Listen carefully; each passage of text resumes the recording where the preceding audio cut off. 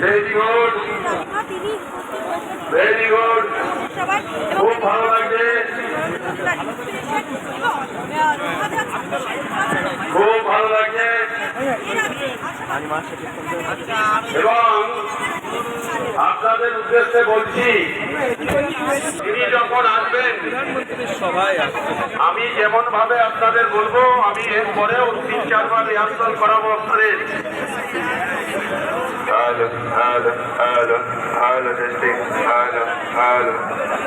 আমাদের এই মঞ্চে থাকবেন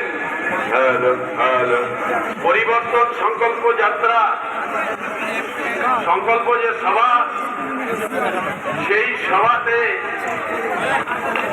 আমরা যার বক্তব্য শোনার জন্য এখানে এসেছি,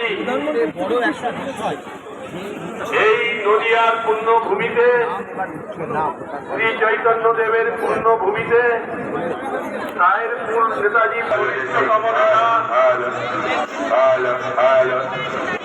শ্রী নরেন্দ্র দামোদর দাস মোদীজি